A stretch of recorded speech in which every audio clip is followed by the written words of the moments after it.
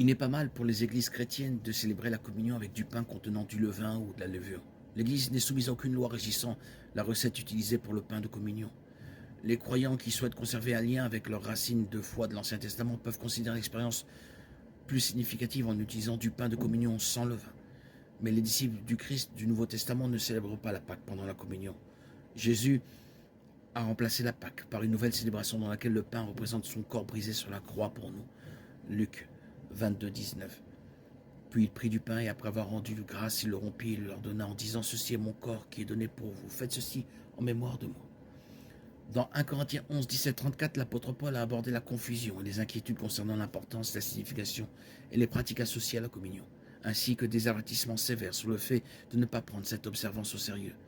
Il a expliqué que le but de la communion est de proclamer la mort du Seigneur, c'est ce qu'il vienne, et de fournir une occasion d'introspection solennelle pour chaque croyant et l'Église en tant que corps du Christ.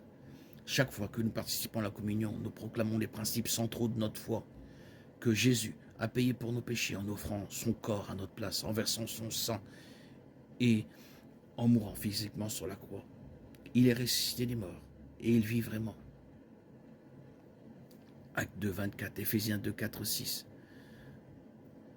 Jacques 5, 7, 8, Hébreux 9, 28.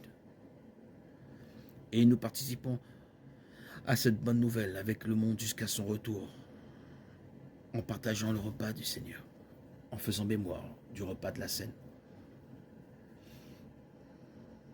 La Bible ne stimule pas si nous devons utiliser du pain de communion avec ou sans levain, du jus de raisin ou du vin. Elle ne précise pas non plus la manière dont les éléments doivent être distribués. Les éléments ne sont que des symboles de réalité spirituelle, non les réalités elles-mêmes. Hébreux 10, 1. Par conséquent, nous pouvons utiliser n'importe quel pain et jus représentatif à condition d'y participer avec révérence. En tant que chrétien, notre attention n'est pas centrée sur le rituel, mais sur le souvenir du sacrifice expiatoire de Jésus, son corps et son sang donnés pour le pardon des péchés. L'agneau de Dieu nous a tant aimés qu'il s'est offert une fois pour toutes afin que nous soyons sauvés. Hébreux 9, 26. Car il aurait fallu qu'il souffrit plusieurs fois depuis la création du monde. Or, à la fin des siècles, il est apparu une fois pour toutes pour abolir le péché par son sacrifice. Jean 3, 16, 17. Car Dieu a tant aimé le monde qu'il a donné son Fils unique afin que quiconque croit en lui ne périsse point, mais qu'il ait la vie éternelle. Malgré l'importance de la communion en tant qu'ordonnance, il y a très peu d'instructions spécifiques dans la Bible à ce sujet, y compris la fréquence à laquelle elle doit être observée et les méthodes pour mener un service de communion.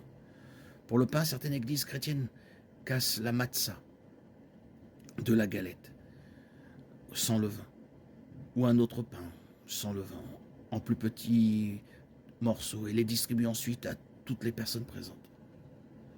D'autres églises chrétiennes utilisent des gaufrettes blanches traitées. Certaines églises font cuire leur propre pain de communion.